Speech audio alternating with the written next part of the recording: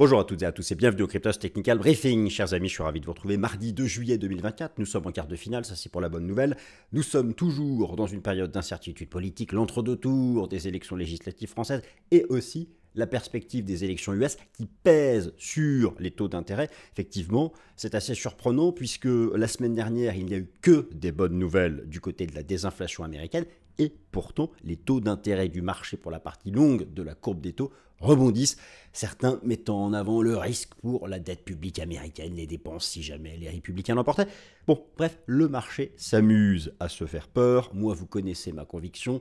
Nous sommes dans une zone basse pour le cours du Bitcoin qui essaye de s'accrocher à ces 60 000 $. Que s'est-il passé depuis la semaine dernière? Un petit pump, un petit rebond qui est intéressant mais qui en soi n'a pas les caractéristiques pour vraiment valider, pour de bon mettre le tampon approved, le tampon, vous savez, le tampon du bottom final. Car nous sommes en zone basse, moi je n'ai pas changé d'avis, c'est une zone d'accumulation haussière pour l'environnement des altcoins, pour le BTC. Le bull run est devant nous, je n'ai rien changé. Par contre, l'incertitude, c'est quoi? Manque-t-il un dernier drop, une dernière purge? Vous savez comme on a fait en 2016 à l'époque, c'était 40 jours, 50 jours après le halving, on avait droppé sous les moyennes mobiles à 200. C'était la dernière purge avant de repartir. C'est l'incertitude, on va tout reprendre sur le plan technique. Bon, voilà. Alors, non mais il y a beaucoup de choses. Alors, les élections françaises restent potentiellement une source de stress pour les marchés financiers, puisque les résultats là ne sont pas clairs, nous verrons bien dimanche soir. Je vais reprendre avec vous quelques baromètres qui permettent d'évaluer la façon dont la haute finance se positionne par rapport à ça. Bon, il y a des bonnes nouvelles pour l'inflation américaine. Tous les indicateurs avancés de la désinflation sont archi positifs. Je vous garantis les amis, croyez-moi, faites-moi confiance. Vous m'avez fait confiance depuis les 15 000 $. Vous m'avez fait confiance avec le double robot à 25 000 $. Vous m'avez fait confiance avec le dépassement de la résistance à 32 000 $. Faites-moi confiance, il y aura un bull run au plus tard, en début d'année prochaine. Moi, je pensais même d'ici la fin de l'été. Allez, automne, on va taper au milieu automne. En tout cas, Bitcoin fera ses 100 000 $ d'ici avril 2025. Voilà, là, je vous donne voilà, vous avez mes prévisions. Madame, voilà, j'en perds ma voix. Madame Irma fait ses prévisions. Monsieur Irma, bon. Et donc, voilà.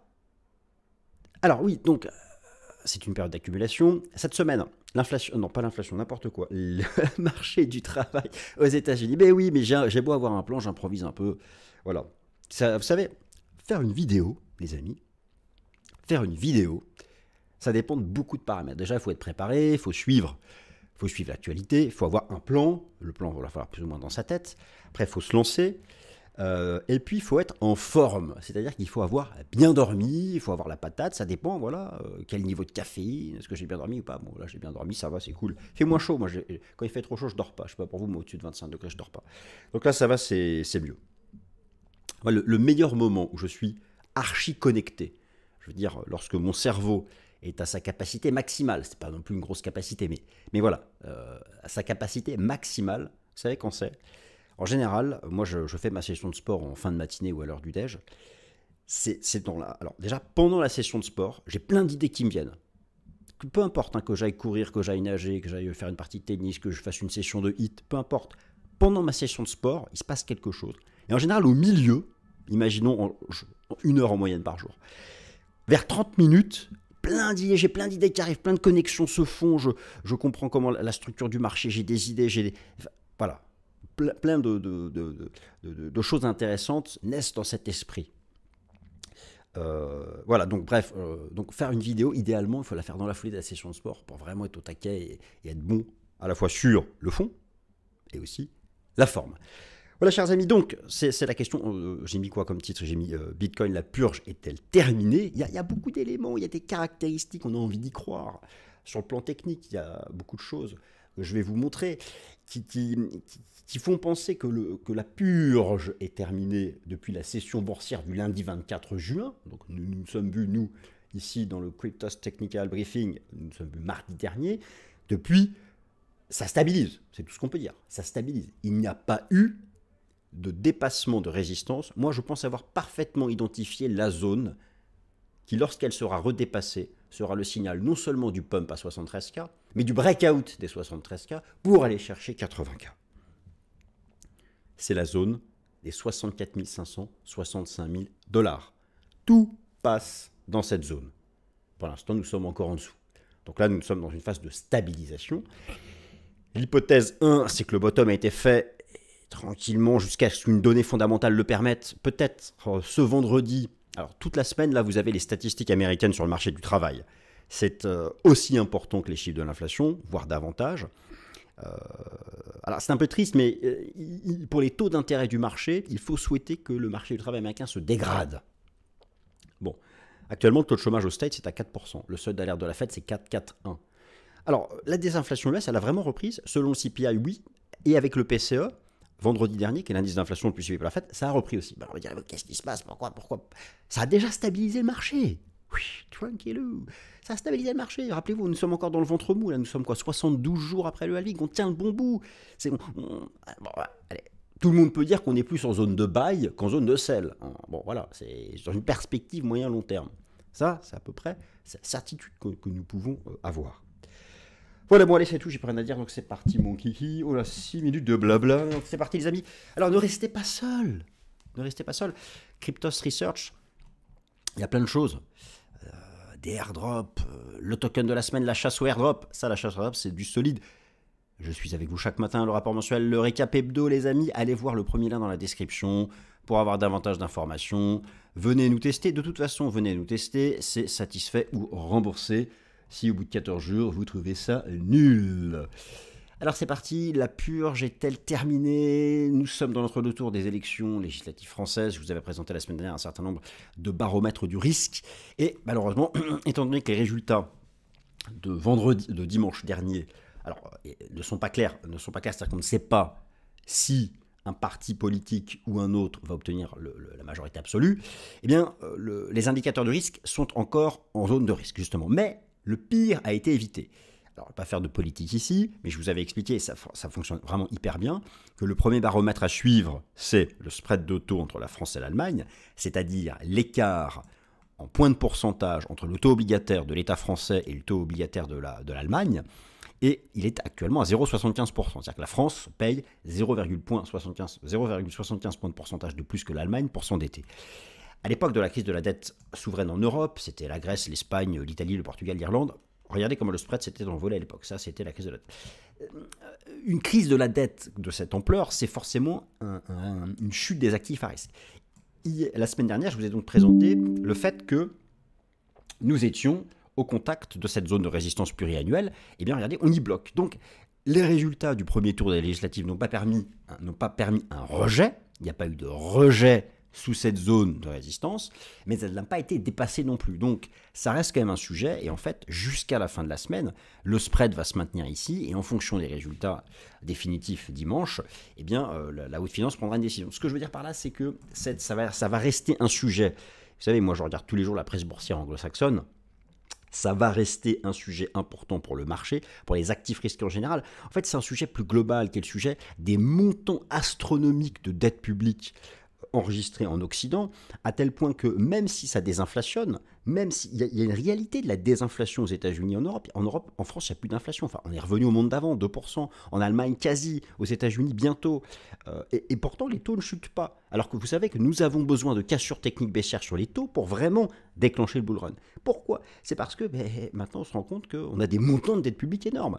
Et si les taux US ne baissent pas, c'est qu'il y a une inquiétude. La dette publique US, c'est 120-130% du PIB, c'est comme la France, c'est monstrueux.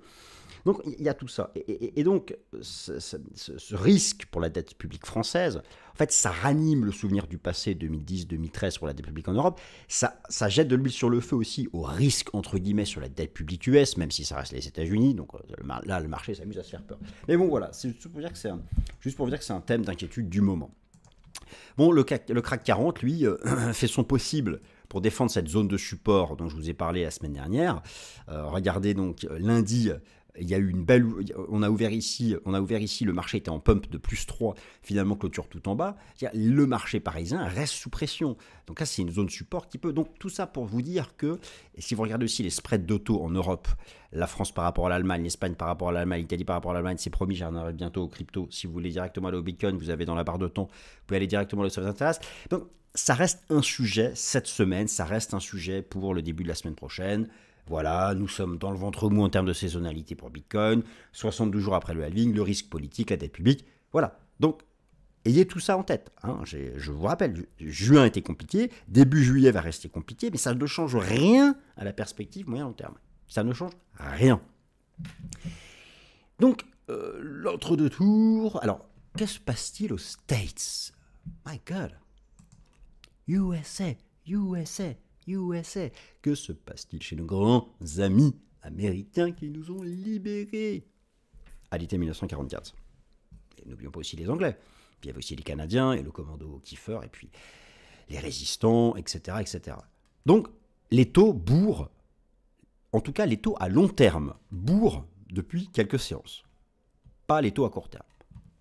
Que se passe-t-il? Alors que pourtant, le chiffre de la désinflation US du PCE vendredi dernier a été magnifique. Magnifique. Reprise de la baisse du corps PCE de 6, alors même que la Fed pense qu'il sera de 8 en fin d'année, donc on est déjà sous la cible de la Fed. Bon, l'objectif c'est de revenir ici. Trueflation, la vraie inflation en temps réel aux States, fait un nouveau plus bas à 1,83.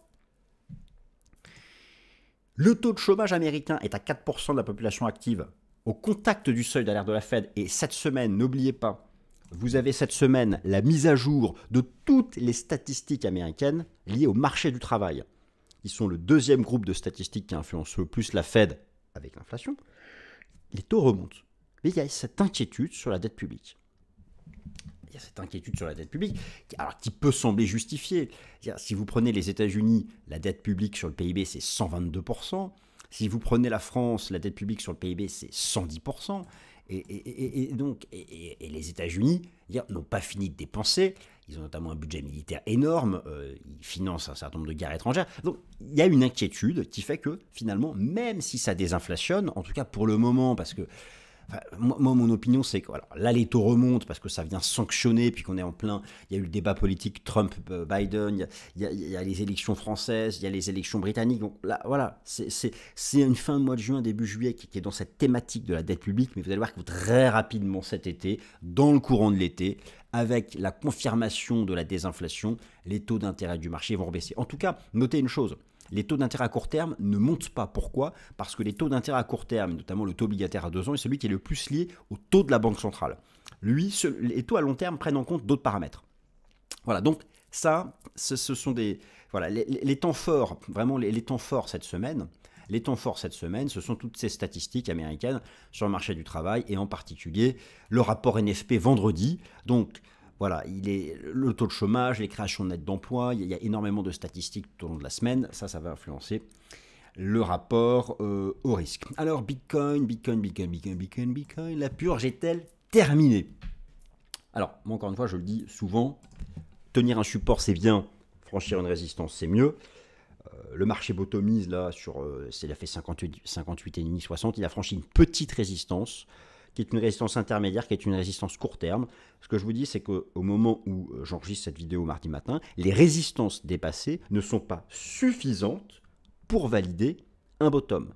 J'entends par là qu'il existe encore dans l'alternative 2 hypothèses.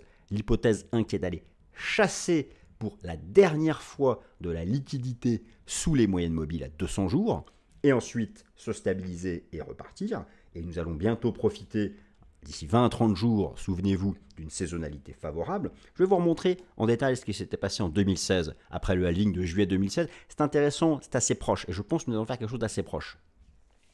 L'autre hypothèse, c'est que le bottom soit trouvé, et il ne manque plus qu'à franchir une zone de résistance, qui sont les 64 500, 65 000 $, pour X raisons que je vais vous redire. Si on refranchit, je mets ma main à couper, bon, peut-être pas, le petit doigt, le petit doigt, bon, l'ongle, enfin, bon...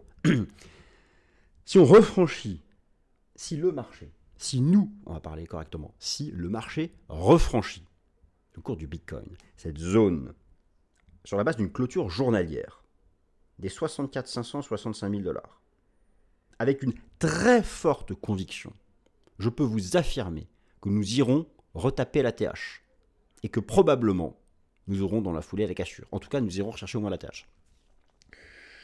Mais pour le moment, cette résistance n'est pas franchie. Mais overall, nous sommes dans une construction technique archi-classique de trading range post-halving. Ça fait 3 mois et demi que ça dure. Ça peut durer 4 mois, 5 mois, mais au final, c'est une phase de transition latérale en amont du bull run. Voilà, bon. Si vous n'êtes pas d'accord avec moi, n'hésitez pas à partager vos arguments. Moi, je lis tout, j'entends. Vous savez, je lis aussi les arguments de ceux qui pensent qu'il n'y aura pas de bull run. Et voilà, c'est très argumenté, bon, très bien. Chacun son avis, ensuite. Alors, la purge est-elle terminée? Alors, il y a plusieurs choses. Déjà, vous avez ici, donc je vous remets à gauche les bougies japonaises hebdomadaires du cours du BTC, à droite, en données journalières. Bon, la séance ici, donc du lundi 24 juin, elle a des caractéristiques de purge, parce que c'est une session de forte liquidation de positions longues. Nous avons depuis, alors effectivement, un funding qui reste majoritairement vendeur, depuis la zone basse, c'est plutôt une source de potomisation. Il y a un retour léger des inflows sur les ETF Bitcoin Spot US dans cette zone basse. Ok, très bien. Nous avons un RSI journalier qui est ressorti par le haut de la zone de survente, venant faire miroir au signal inverse qui avait été donné début mars et qui fut le point de départ de cette phase de trading range que j'estime comme étant une 24. Le marché a testé sa moyenne mobile à 30 semaines et dans toutes les phases post-halving, jamais il ne repasse en dessous en cours de clôture. Et nous sommes donc dans un trading range classique. Vous avez ici les moyennes mobiles à 200 jours et là les moyennes mobiles à 50. Je mets la moyenne mobile simple et la moyenne mobile exponentielle. Le marché va sortir de ce rang. Hypothèse 1, on drop une dernière fois ici, juste en dessous. On vient finir la structure en zigzag. A, B, C. On finit la structure en zigzag ici. Dernier drop ici, on stabilise et ensuite ça repart tranquillement. L'autre hypothèse, le marché continue de se chercher dans cette phase de range, redépasse une résistance. Moi, alors pour 1000 raisons, j'estime que redonner le signal bullish, c'est redépasser les moyennes mobiles à 50.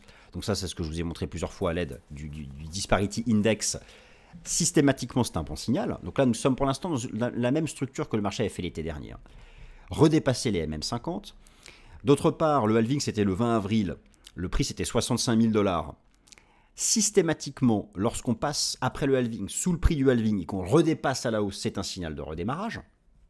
Ça, c'est la deuxième chose. D'autre part, en analyse on-chain, les 64 500 sont aussi le prix réalisé à court terme. Systématiquement, lorsque le cours du BTC, après le halving, repasse au-dessus du prix réalisé court terme, c'est le signal du pump. D'autre part, c'est aussi là où passent les résistances du système Ichimoku, et nous aurions exactement le même type de signal que le marché avait donné ici à la fin de l'été 2023 dans cette structure en 3 temps, et là nous sommes dans une structure en 3 temps. Donc en fait, tout passe dans cette zone des 64 000, 65 000 $, et vous comprenez donc que pour le moment, le pump que vous observez depuis la samedi-dimanche n'a pas permis de dépasser cette résistance. Alors, c'est une résistance intermédiaire qui a été dépassée. En système Ichimoku, c'est la Tenkan-sen qui a été dépassée, mais ce n'est pas suffisant. Oui, certes, nous avons quitté cette phase de baisse linéaire, mais nous n'avons pas donné le signal d'un redémarrage de la tendance de fond. Donc, alors, oui, en termes, alors moi j'ai plusieurs hypothèses en termes de pattern maintenant fractal. Nous sommes dans une sous-vague 4 de la grande 3 complexe, longue, qui vient, alors principe d'alternance par rapport à la 2 qui était courte et classique. Alors, la première hypothèse, je viens de vous en parler, c'est celle d'un zigzag A, B, C, venir faire donc la C de la 4 en venant chasser de la liquidité une dernière fois sous les MM200. Je vous montre par exemple ce que le marché avait fait c'était là en juillet 2016 après le halving. Alors, hop, pourquoi il m'y a pas emmené? Qu'est-ce que j'ai bugué encore, moi? Voilà, hop. Mets-moi en 2016, mon coco. Allez, hop, coco. Je sais pas pourquoi il veut pas me mettre en 2016, là. Qu'est-ce que j'ai fait? Je recommence. Comme ça nous fait un petit tuto. Voilà, hop. 2016. 2016. 2016. Voilà. Il veut pas? Bon, bah, on va faire comme ça. Boum, boum, voilà. Voilà, hop, il m'a remis en 2016. Bon, désolé pour le bug. Ok, donc, alors, voilà, c'est exactement ce type de scénario que j'envisage. Et d'ailleurs, notez à l'époque, déjà, ici, vous aviez le halving. Le marché avait droppé sous ses moyennes mobiles à 50. Il était venu donc faire une mèche en dessous. Finalement, à la clôture, ça avait tenu. Et nous avions eu donc une longue phase de latéral entre donc délimité par les MM50 et les MM200, sortir par le haut ici, et le marché en était sorti par le haut, c'était quasiment une centaine de jours, et petit à petit avait repris sa marche en avant. Nous sommes dans cette compression. Nous sommes actuellement dans cette compression ici entre les deux moyennes mobiles. Donc, voilà les amis, c'est ce que je surveille pour le moment. Oui, donc je reviens du côté de mes hypothèses fractales. Et il y a une autre hypothèse que j'ai aussi en tête, qui ce serait d'un triangle. C'est vrai qu'en vague 4, on observe souvent la formation d'un triangle. Donc on aurait la A, la B, la C, on pourrait faire une D. Pourquoi pas, si on se fait encore peur, une E et repartir. Bon, si ça vous saoule, mes trucs fractals, j'arrête, hein, n'hésitez pas à me le dire. Mais voilà. Je sais, c'est pas marrant. Non, mais je sais, c'est pas marrant la période actuelle, c'est flat, machin, on sait pas ce qui se passe. Moi, j'essaye de creuser un peu le sujet. Hein, voilà, sans vous ennuyer. Globalement, les alts, c'est complètement survendu. J'aime beaucoup cet outil que vous avez sur CoinDesk, qui est la Crypto Market RSI Heatmap. J'ai mis en données journalières à dire tous les RSI, la plupart des alts sont vraiment en zone basse. Vous savez que mi-mars, tout était là. Donc nous sommes dans une zone basse. Prenez aussi l'analyse technique de Total 3. Prenez l'analyse technique de Total 3. Total 3 qui représente donc vraiment le marché des alts, puisque là, pour le coup, on exclut BTC et ETH. Voilà, c'est une structure en zigzag. Alors, en cours de clôture, le zigzag est fait. Par contre, pas en mèche basse. Donc voilà, voilà.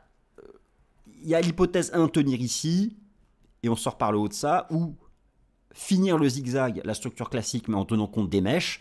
C'est le doute du moment, c'est l'incertitude, c'est la fameuse alternative du moment. La seule façon de tirer les choses au clair, c'est de se débarrasser de cette zone de résistance ici. Bon, allez, j'accélère. ETH, alors sur ETH, j'ai rien de plus à vous dire que la semaine dernière, simplement, je vais faire un petit focus sur ETH BTC. ETH BTC, soyez patients. Tout se met en place pour la surperformance. Déjà, en termes journalières, alors déjà, on a la belle div hebdo, nous avons retapé la zone de liquidité ici du précédent bull run, c'est impeccable. Par contre, nous n'avons pas encore quitté par le haut ce cycle baissier sur ETH BTC, ça va venir. Regardez comment Nishimoku ça se met en place. On a repris la Kijun, la lagging span est en train de passer. Par contre, voilà, on est encore sous le... Ça va, voilà. Worst case scénario, on fait ça, on va taper et ça repart, ou on pénètre direct. Ça se met en place. Regardez les moyennes mobiles à 200. Les moyennes mobiles à 200 sont en support, soutiennent les cours. On a un croisement en cours des MM50 au-dessus des MM200. Ça vient faire miroir de ce qui s'était passé en janvier 2023. Donc nous ne sommes pas loin du début d'une vraie surperformance et d'un vrai rattrapage de TH sur BTC. Patience, ça va se mettre en place. Moi je vous dis, en fin d'année, on est minimum là sur ETH, BTC. Et sur le BNB USD, nous avions ici une belle divergence. Alors celle-là, on l'avait vu ensemble il y a 3 semaines. Voilà, boum. Alors, il y a plusieurs façons de l'épurer. Ici, à l'époque, ce fut un méga choc. Là, on l'épure tranquillement à plat. Au pire, on revient sur 50 et ça repart. Donc là, il faut encore laisser le machin s'épurer, laisser la 30 remonter. Hein. Et donc, voilà. Alors, le best case, alors ici, vous notez que c'est pareil. Nous avons le trading range entre les moyennes mobiles à 200 et les 50. Best case scénario, on tient la partie basse du range ici, boum boum, on repart ici, boum, ça repart. Worst case scénario, on revient s'appuyer là et là ça se paye. Ça c'est the big zone, voilà. Ça c'est vraiment la zone, si vous n'avez pas de BNB et qu'on revient là vous pouvez en rentrer dans votre bague. Solana, l'espoir de voir les ETF Solana débarquer. Les prochains ETF spot seront-ils des ETF Solana? En tout cas, pour l'instant, mon scénario d'une 4 ici est valide tant qu'on tient le bas de la 1. Tant qu'on s'accroche à la partie basse du trading range, et nous avons, oh quel magnifique, incroyable range, les moyennes mobiles à 50, les moyennes mobiles à 200. Tant qu'on tient ça, it is bullish. Et FED qui longtemps fut à la fête et qui est toujours à la fête, c'est une zone de DCA. FED, nous sommes ici entre 0,90 et 1,20 dans une grosse zone de DCA. L'ancien sommet du précédent cycle, on a fait le pullback dans une correction classique en 3 temps ABC. Si je tiens compte des cours de clôture, c'est fait, on a fait le 1 pour 1. Et là, je vous ai mis l'autre extension. Si on tient compte des mèches, ça va ici. Soit la vague C est terminée là, et donc on est déjà bon, soit elle se terminera là. Peu importe, ce gros pâté ici, ce gros caca, est une zone de DCA. Sur FED. Et voilà les amis, c'est fini. Donc voilà. Allez, bonne journée à tous, salut.